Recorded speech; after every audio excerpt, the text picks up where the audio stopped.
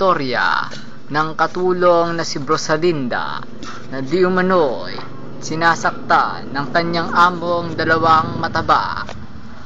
Ang dalawang amo ay galing sa mall at biglang pumasok.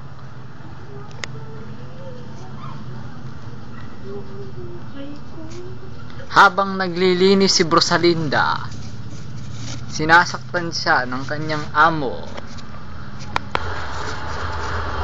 Ay, Brosalinda lang. Ginis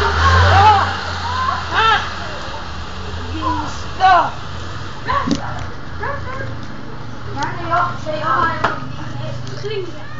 Ang kanyang amo na mistulang tumatahol na parang aso, ngunit siya'y baboy na mukhang kabayo. Palaging sinasaktan si Brosalinda ng kanyang amo dahil sa di nito paglilinis. Lumalaki ang tsansa na masiraan ng bait si Brosalinda. Ito ang inirereklamong pananakit ng kanyang amo. Kaya napilitang umalis si Brosalinda. Ang pahayag, kinuna namin ng pahayag si Brosalinda tungkol sa kanyang karanasan at ito ang kanyang isinagot. Hello. Sinasaktan po ako ng dalawa kong amo. Hindi ko na po matanggap ang kanilang ginagawa.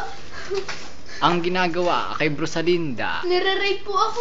sinasaksak ng kutsilyo habang natutulog, ngunit hindi naman tinatamaan. Pinakakain Sinunod po nila ako ng kutsilyo sa puke.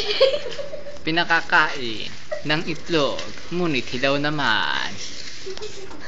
Pinupukpok ng bato na sinlaki ng tao. Tumangging humarap sa kamera ang nanay ng biktima. Hindi po totoo ang kanyang mga binibintang.